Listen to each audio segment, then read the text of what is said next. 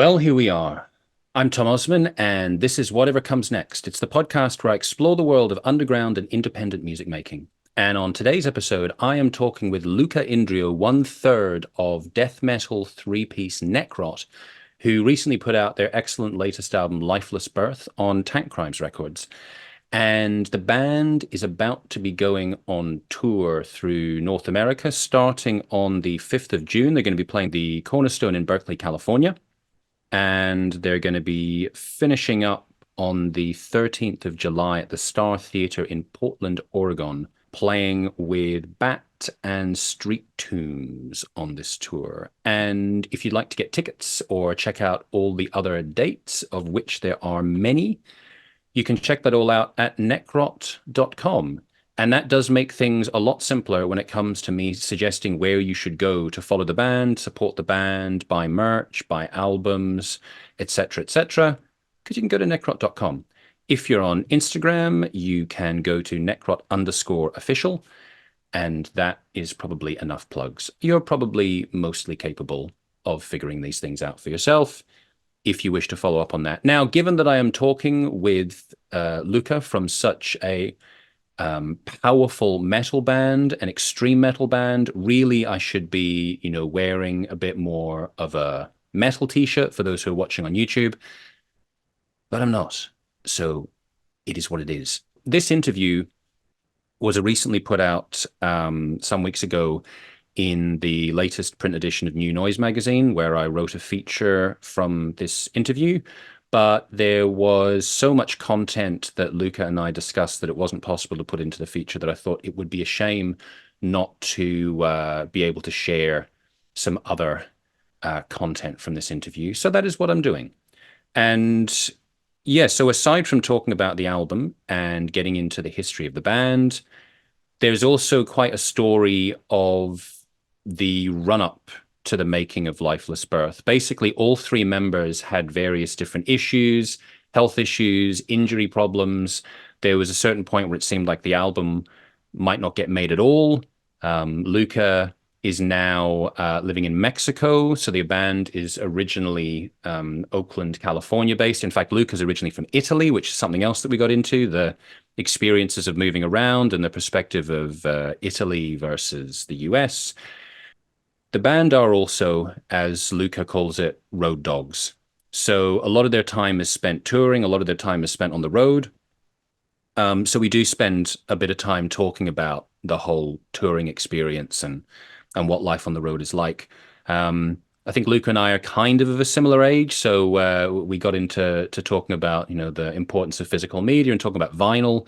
Also, as people who are fans of the band will probably be aware, despite the fact that the band has got very recognizable and very brilliantly illustrated album covers, incredibly gruesome, monstrous album covers, when it comes to the actual lyrical content, Luca is very interested in social topics, kind of social critiques. So there's actually there's a thoughtful aspect to Necrot that might not be so obvious when you just hear the death metal bombardment of the music. But I think that's something that adds, more depth and more substance to the band. So we talk about all of that stuff and we talk about more. And if you would like to follow me, you can do so on all social media at Tom Osman Sounds. And if you would like to check out what I'm doing musically, you can go to tomosmansounds.com. I have nearly finished the latest project that I'm working on, which is a collaboration with Augurio Drama.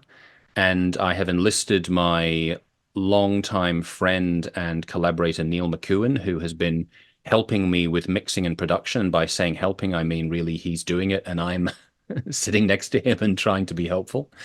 And in fact, we were doing that on the weekend and we have pretty much finished the album now. All that's left is just a couple of tiny little tweaks after we listen through everything again and figuring out some artwork.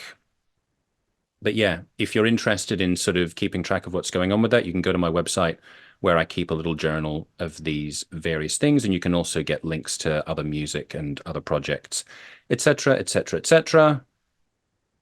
And in case I didn't mention it before, the latest album, Lifeless Birth, is on Tankcrimes.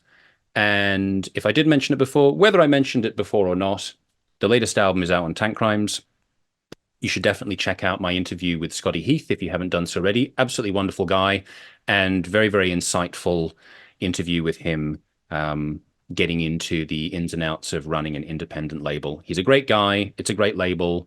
Necrot's a great band. You should go support all of them, and you can support Scotty Heath and Tankcrimes and Necrot by, buying yourself some nice Necrot merch. It's pretty cool. It sounds great, and it also looks awesome. So if you're into your extreme metal, you can't go wrong. And I think I haven't decided which song I'm going to play on the episode, but I guess I'm going to make the decision now. I guess it's going to be the opening track, Cut the Cord, which is a track that we actually talk about during the interview. And I'm going to play a little clip of that now, and then I'm going to play at the end of the interview. And all that is left for me to say is Luca Indrio of Necrot. Take it away.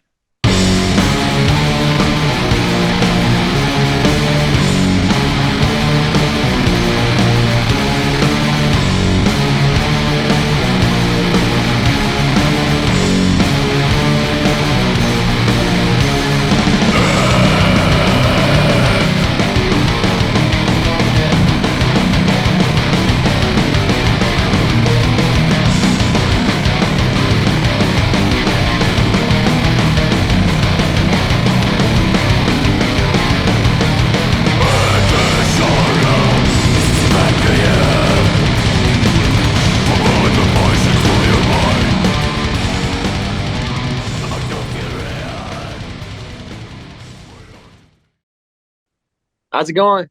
Good, Tom. Nice to meet you. Nice to meet you, Tom. So we're here to talk about Lifeless Birth, your latest record as Necrot. And I've been enjoying having the privilege of being able to listen to an advanced copy. I've been enjoying it a lot, and listening to it while I'm at the gym, thinking Awesome. about the world burning and everything collapsing while I'm working out. Excellent. Did you actually get a physical copy? No, just a stream. But Streaming. Yeah. I do want to talk about the physical side of things. And as you mentioned it, let's talk about it right now. Well, actually, before we talk about the physical side, I want to bring up a person who's very relevant to the record, someone I spoke to a few weeks ago. Maybe you can tell me a bit about your relationship with Scotty Heath of Tankcrimes. Well, Scotty, I've known Scotty for over a decade. It's like we're all part of the same scene because living in the Bay Area, we would go to the same shows, and everybody knew each other.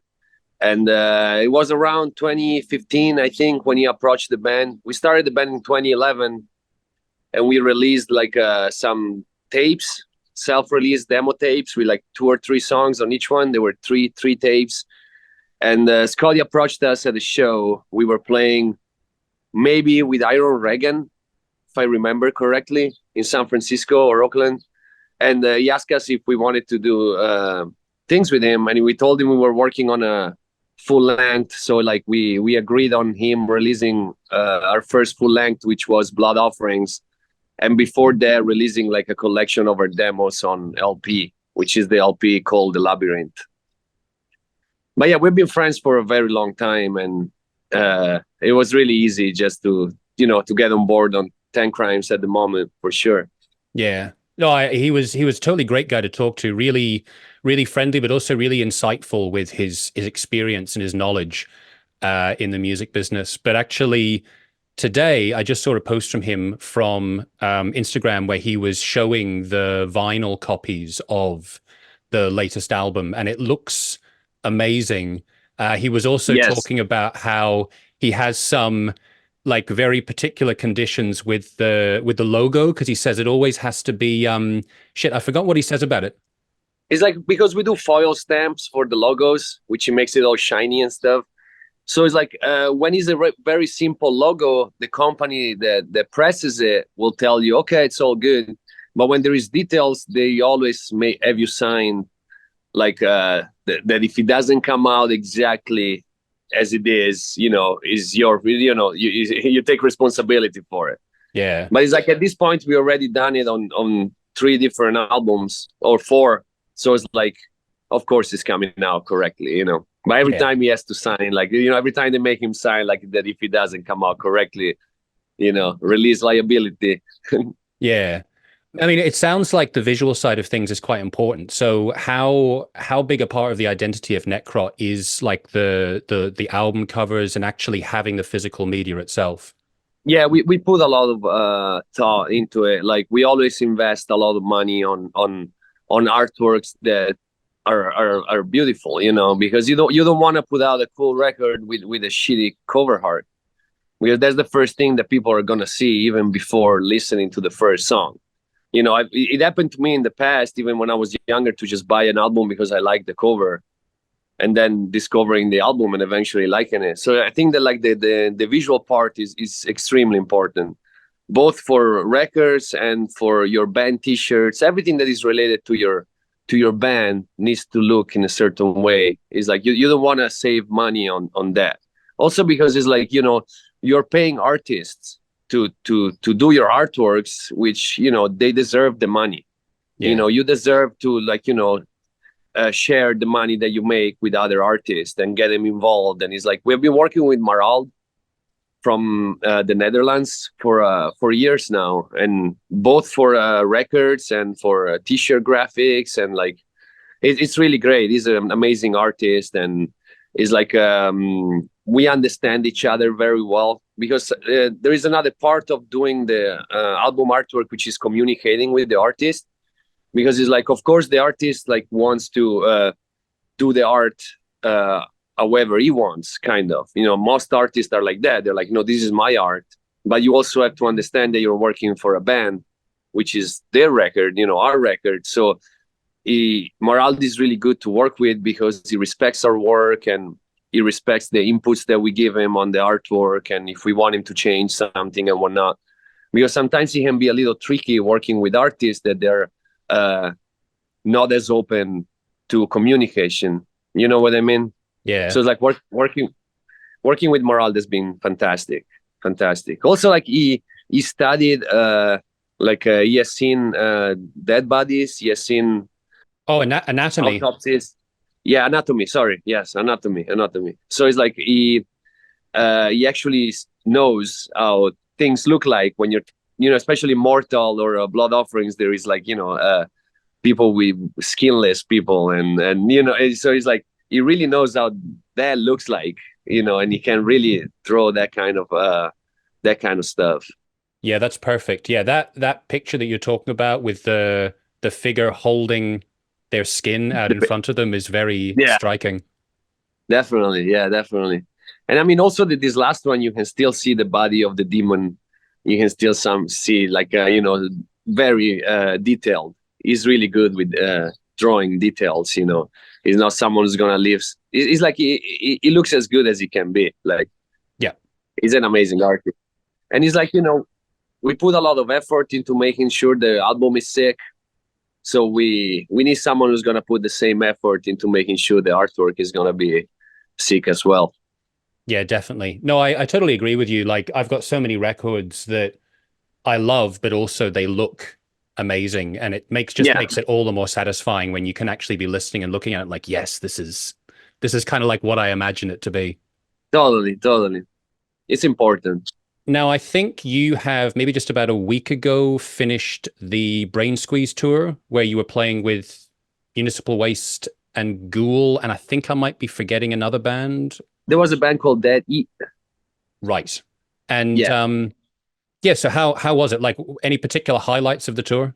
Oof, it was amazing. Like we you know, it's like for us it's getting back to what we were used to do before the pandemic. And you know, it's like we played a few shows on the way. The tour started on the East Coast. We're based on the West Coast.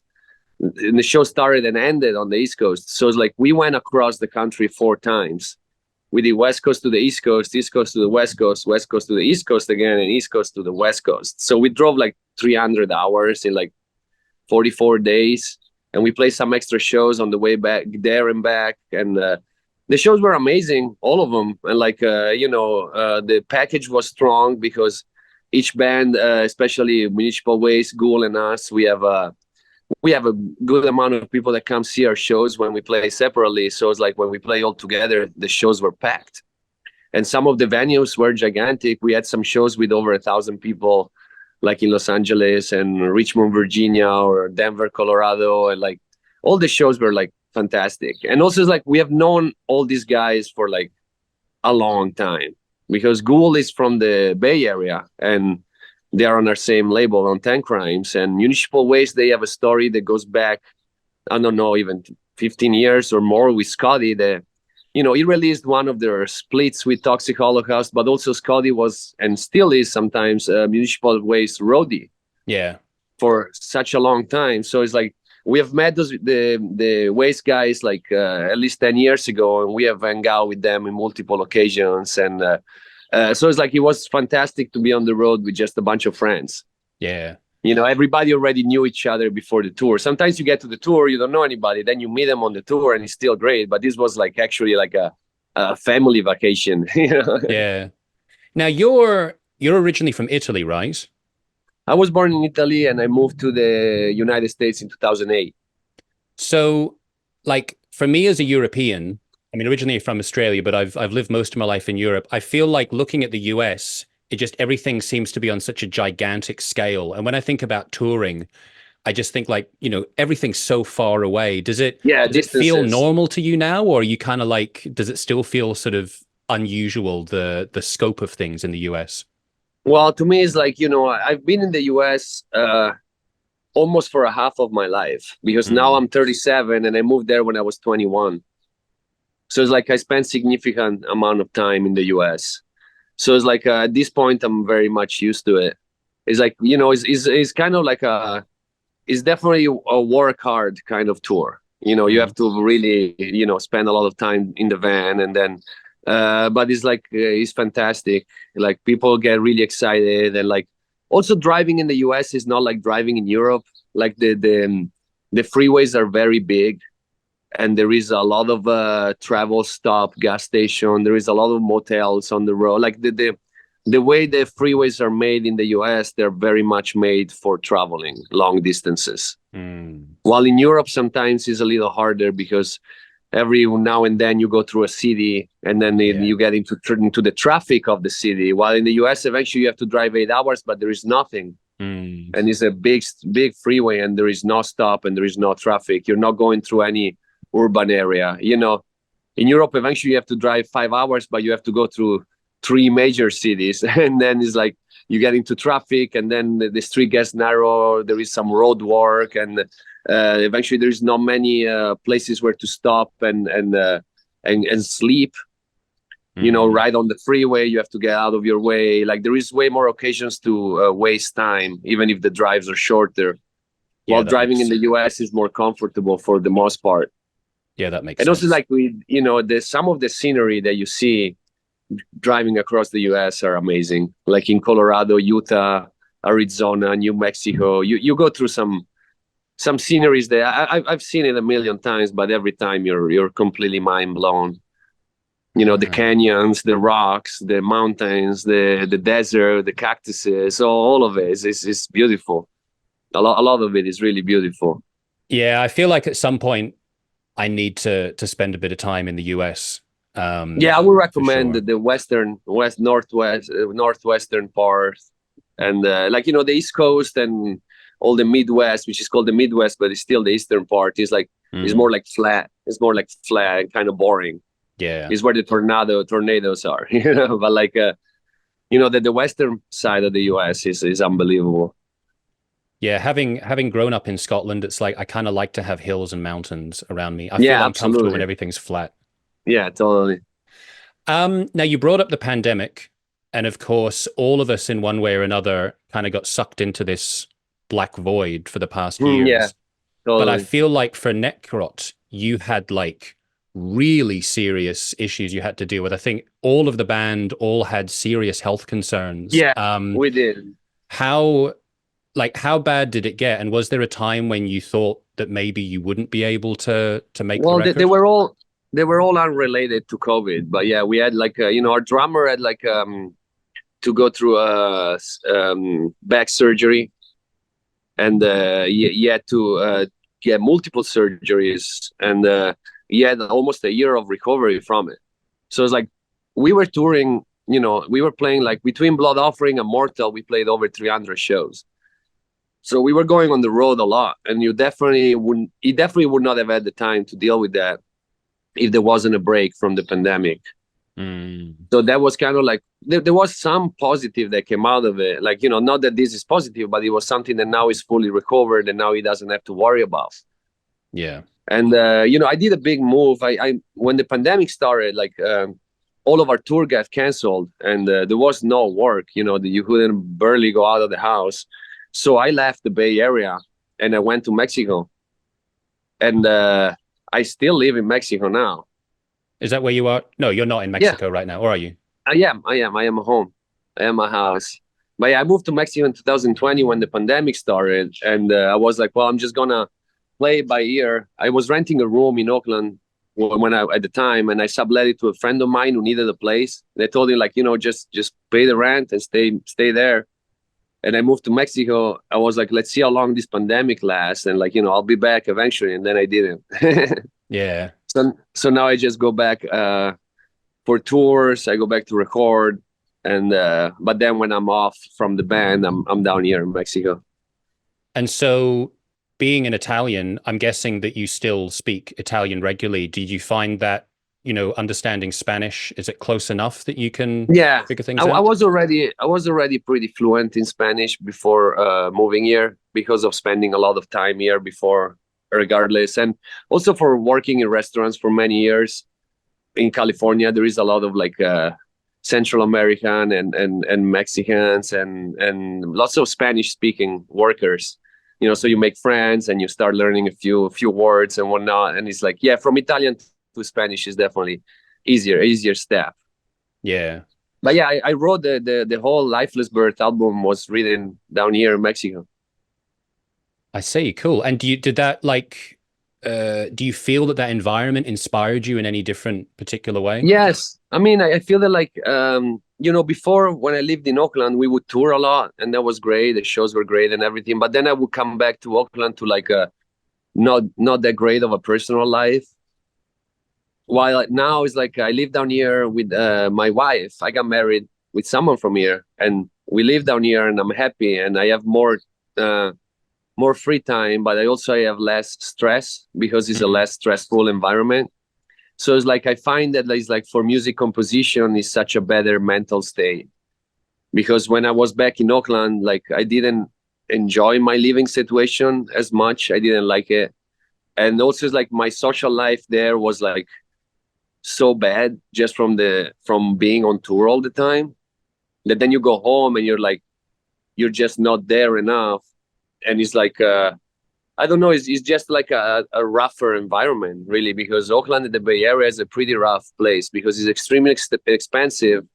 And also it's like there is so much society kind of issues with the homeless population and crime. And there is many things that make your life a little stressful, and not as simple. So now I feel that like I'm in a position where my life is simpler and more laid back, that I'm able to like really concentrate on the composition part, which has always been like my burden for Necrot, because I always wrote all the songs since the beginning. Yeah. So it's like I do need that time to be like in a room with my guitar with nobody bothering me. And it's great that now I don't have roommates and I have a space dedicated to that. Is so much better. And also I have more time also because we didn't have to always go back on tour every 2 months. I had a bigger stretch of time to really concentrate on that part. And I think the album came out great. I think the album came out really good. I'm satisfied with the way it came out. Well, it's interesting that you talk about having kind of a laid back environment, which in a way, like I like a lot of music that's extreme.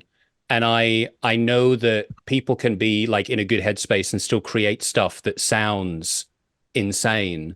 And totally. I'm thinking, you're like getting into some of the topics of the album. Like I think in like Cut the Cord, you're sort of making a comment about people being obsessed with negative news and with social media. 100%. And then there's like Drill the Skull, which is kind of like about the superficiality of modern society. So what are like the things that were really getting to you for the making of this album? I guess it's kind of like, was it sort of a cathartic process? It's kind of like you're sort of getting this stuff out of your system and into the songs. Yeah.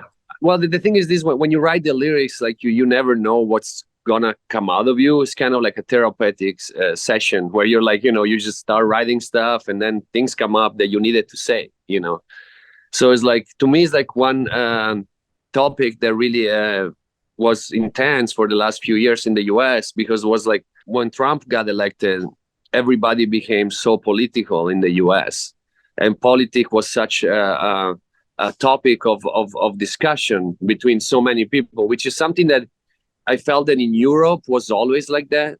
People were so animated talking about politics all the time. And then when I moved into the US in 2008, I found that in the US people were not like that. Like, people were more concentrated on their own projects or art or music, or like there was much more energy that was going into discussing artistic and different things. But then when Trump became the president and there was the elections before, everything became so political. And the discussion was so present, and people started feeling very divided. And then I felt that, like, with the pandemic, even if I was in the US only for a few months of it, that brought a lot of division too, which is like, is something that is like, I didn't expect, because I was like, in the moment of difficulties, you would think that eventually society would come together, and instead there was so much division. And I feel that a lot of it was provoked in the same way they provoke everything, like by politicians, that they try and bring people against each other and to divide them so hard. And then it's like, when I came down here to Mexico, I live in the least populated part of Mexico, which is in the Baja Peninsula. And it's like, I feel that, like, down here, the political discussion is not as present. Like, people are just going by their day and they don't mind. There was a point that everybody was telling each other what to do, and they was telling each other, well, you're wrong, you're right. Wow, you voted for that, you're a piece of shit. Oh, wow, you're doing that. There was so much of that I didn't experience down here in Mexico.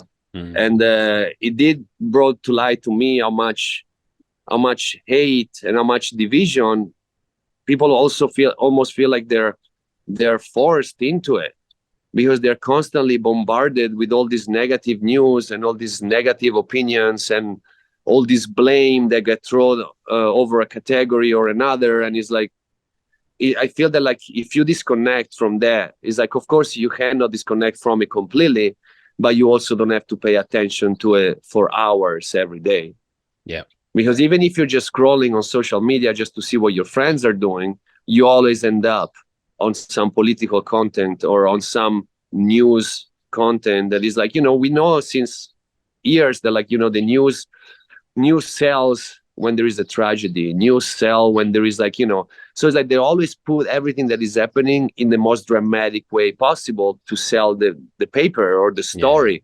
So it's like, if you're constantly bombarded, your mind is always feeding onto that, your energy is going to be so low, and you're actually going to start being scared of people that you shouldn't be scared about. It's like, you shouldn't be scared of someone thinking differently than you. That's at the base of, like, growth, is like, having different opinions. Otherwise, it's like, exactly. So it's like, they make you scared of what's normal. And to me, it was like, cut the cord, kind of like, as a reference to, like, like like a baby inside of the mother's womb is fed through the umbilical cord. And it's like, then when you're an adult, you shouldn't be receiving all this information, like, all this negative food, and you need to cut that cord and not depend on someone else to tell you what to think or what's right or wrong, or who you should be upset with or why. Yeah. Like, you should make up your own mind and disconnect from all that crap for a while, and relearn how to think for yourself. And it's like, it's kind of funny, because it's like, we have our lyrics, my lyrics with Necrot are always like really, some of it are dark and depressive, because we talk about mortality, we talk about, like, what's inevitable, death, and losing everything. And but also it talks about, like, how society pushes you in a corner and makes you, oppresses your mind, and makes it so that your journey into this life is even harder, when it shouldn't be. You should be embracing your mortality in feeling and living life more to the fullest, rather than something that is like makes you scared and vulnerable. It's like accepting the vulnerability of who you are, and accepting that we all are in the same boat. Nobody knows what we're doing here, and we're all condemned to die and be completely forgotten. No matter what you do, sooner or later, it's all gonna be gone. So it's not even that important what you're doing. But it's like, I feel that like society pushes you to be the weakest version of yourself when it shouldn't be. And I feel that like, my lyrics, even if they are depressive and very straightforward, they always have like, if you can read through the lines, they do have some sort of positive message in there, let's say.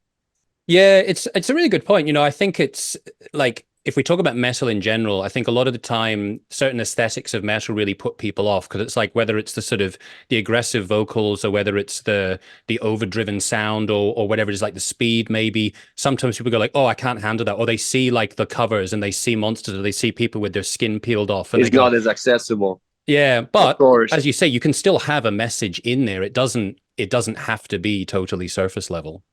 No, yeah, of course. Also, because lots of bands, they talk about like zombies, apocalypse, and lots of bands talk about like imaginary stuff, and we like to think about real stuff, because to me it feels like extreme metal is like the soundtrack of this world, because this world is pretty fucked up.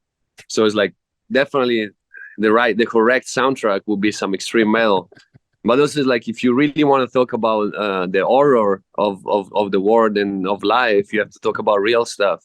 Yeah. Because there is nothing more horrific than everything we need to face, Yeah. From, losing your parents, or losing a friend, or not being able to do something anymore because now you have a condition, and something you love doing now you can no longer do. Like, there is so many things that you eventually will face in this life, or you have faced. So it's like, to me, it's more important to dive into reality than presenting an imaginary horror scenario that is never going to be as scary as reality. I think it's a very good point.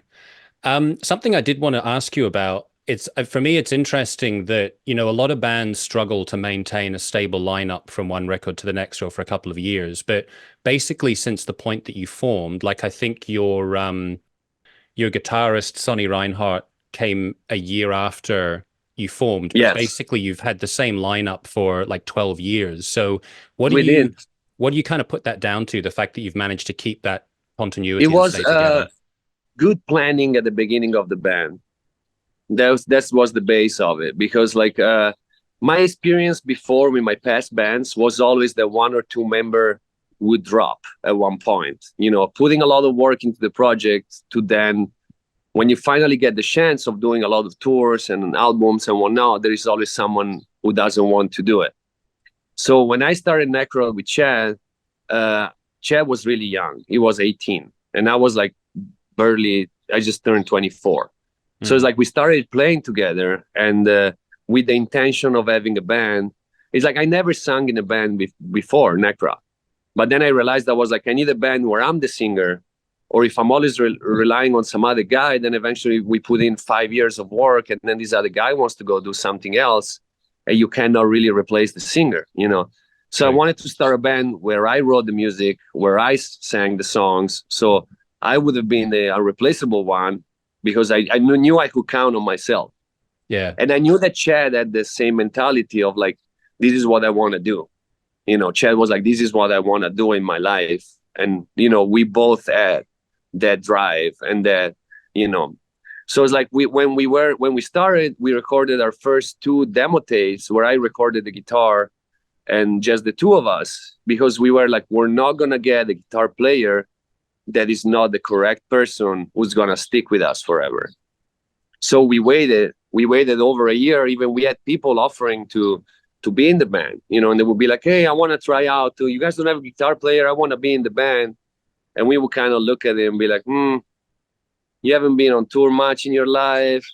You have a kid, or, oh, you have a serious job. It's like, no. You can't wanting to be a musician and then have a career somewhere else, because we want someone who wants to make this his career. And Sonny came out perfectly. It was good for us to patiently wait, because Sonny was on tour all the time with his older band called Saviors. And at one point, his band moved to LA, and he didn't. And also, it was a moment that his band was kind of like not giving up, but slowly like starting. Those other guys were starting to get into other things. Eventually, the band didn't really explode like they expected and whatnot. I don't know what were the exact reasons, but like Sonny was someone that was used to be on tour all the time, an amazing guitar player, that all of a sudden he didn't have much to do. So we gave him the tapes, and he liked them, and he was like, yeah, fuck yeah, I want to be in the band. But we knew that Sonny was someone that, like, Sonny's a road dog. He likes to be on tour, and he's an amazing guitar player, and he's like, so that's it. That was it. And then we already knew each other from before.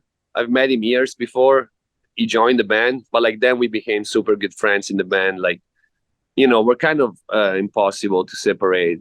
The three of us is like, we're like family, and we communicate very well. And believe me, there is never like a moment of tension between the band. Like, there's a lot of understanding, and we get along very well, and we're all focused on the same goal. And with you which being, is like, yeah, sorry. Me being in Mexico. Yeah, I was just wondering, like, with you being in Mexico, does that make things logistically any more complicated, or were you already sort of not based that in much. separate places? To an extent, no, we were all living in Oakland for the longest time, but like, we're never a band that was writing in the studio. Like, I would always do all the writing on my own of the songs, and then we would get together and figure it out, some drum beats and whatnot, and then I would give Sonny the parts where he needed to have a guitar solo, and he would be writing the solos on his own at home. So there was always a lot of work that was done at home, regardless of us getting together and practicing every week.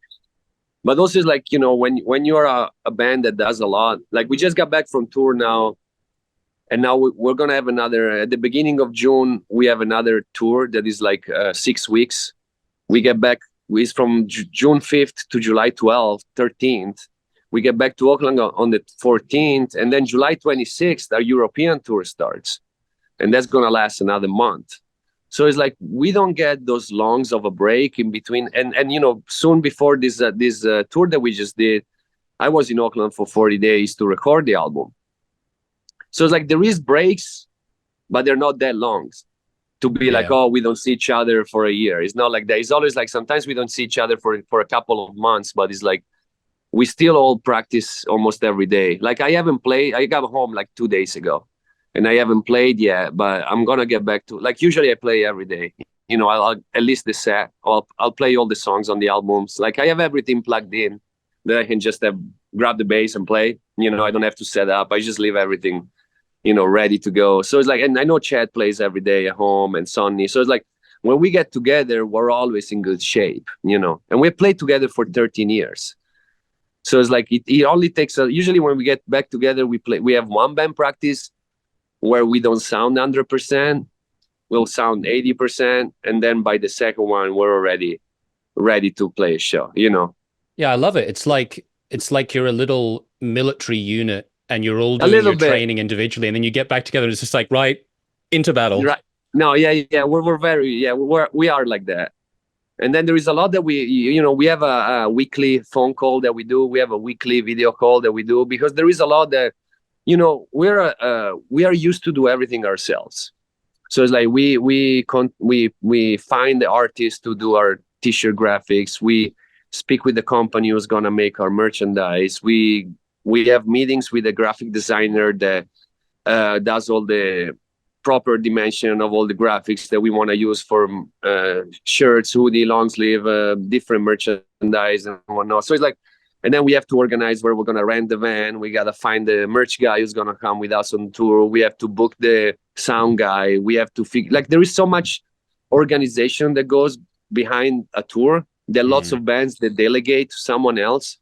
We don't. We do everything ourselves. So it's like, even when we have a break of 2 months from a tour to the other, you need to organize all the merchandise. You need to organize your team that is going to come on tour with you, where you're going to get the van, flying to Europe, where you're renting the backline, where do you get the van, where do you stop, where there's a lot that you have to plan. And so we do all of that. We speak once a week to make sure everybody's doing something. And everybody's got this task that he has to do, even when it seems like there is nothing to do. And then we have to post on our social media. That takes time too. And there is a lot of little things that every day you do, even if you're not on tour. So it's like we're constantly busy and checking that things are getting done. So we communicate a lot. Yeah, I think that's a really important insight, because I guess, for a lot of people, if they just, for example, look at releases, so they go like, oh, okay, so there was an album in 2017, there was an album in 2020, there was an album in 2024. First of all, they don't necessarily know how much you're touring, but then they also don't necessarily know all of the other elements that go into actually giving this the biggest impact possible. Yeah, 100%. Yeah. And so just kind of wrapping things up on the sort of social media side of things. So you've mentioned that the band's going to be touring again in June, and obviously the album's coming out on April the 12th, I think it is, on Tankcrimes. So yeah, April 12th. What is, from your point of view, the best way for people to keep up to date with what the band's got going on, and how would you like them to listen to or to get hold of Lifeless Birth? Well, the best way to keep up with what we do, it would be our Instagram or Facebook page, or Tankcrimes too. Well, I guess the band one is the most up to date with everything band related. But the best way to listen to the record, in my opinion, is to either get a physical copy or to get at least buy a digital version of the album, which you can get on our Bandcamp. Is only like $7, because it is for free on all these multi-billion corporation websites like Spotify, YouTube, whatever. But in my opinion, the audio quality of these streaming services is garbage, because they have to fit so much music on their servers. There's the quality of the audio is very poor. So it's to me, the best would be to buy a physical copy, rather it's a CD or an LP or a tape, depending on your setup at home. But if you only listen to music digitally, I would buy the digital download, or buy the tape, or that comes with a digital download card, or the LP too. At least you get the real files. You can choose the format. They're heavier formats, where is actually the quality of the record. Yeah. And then to me, my suggestion would be to listen the record from the beginning to the end. Really sit down one day, drink a glass of wine, a beer, whatever you want, smoke some weed, and just listen to the record. You know what I mean? Because it's that's how people used to do it. Now people are they don't have the attention span to do it. But it's I do actually put an effort when I write a new album for Necrot. I do put thought into the order of the songs, and the different emotions that one song will give you eventually compared to the other one.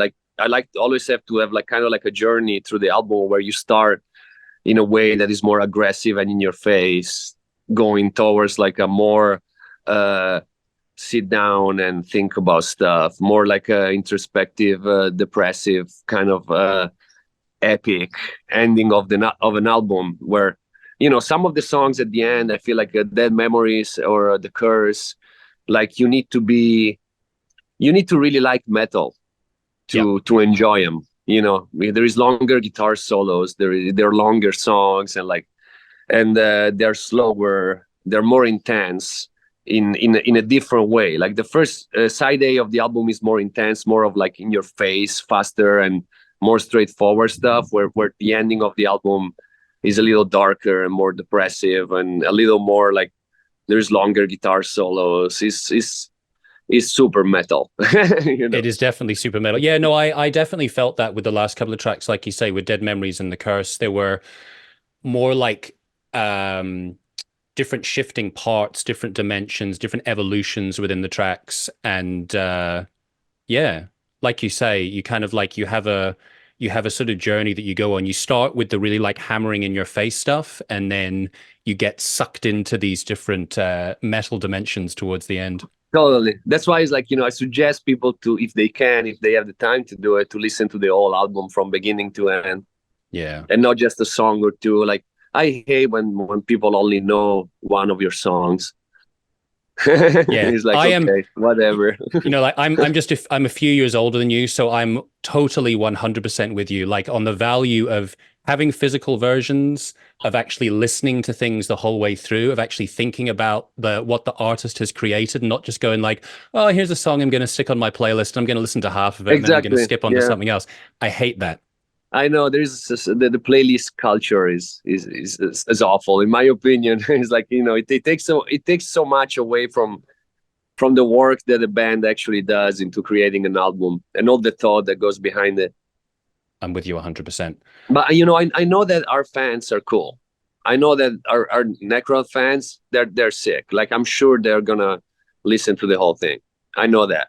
I'm sure too. Yeah. No, I think you have the perfect home with Tankcrimes and with Scotty, because I know that he is just as passionate about all of this as well. And so like it all feeds itself, that kind of mentality. It's true. It's true. Yeah. And we're a little older. We still like to do things like they used to be done. Exactly. We remember. Yeah, exactly. I remember going home with a CD or a tape and just look at it, and like I found a gold nugget, and read the lyrics while I listen to the album, and just sit there and then listen to it again a second time. Like, it's exactly nice. The experience. Luca, thank you so much. It was an absolute pleasure. And good. All the best with the release of the album, and hopefully I'll see you guys playing when you come through to Europe. Where are you at?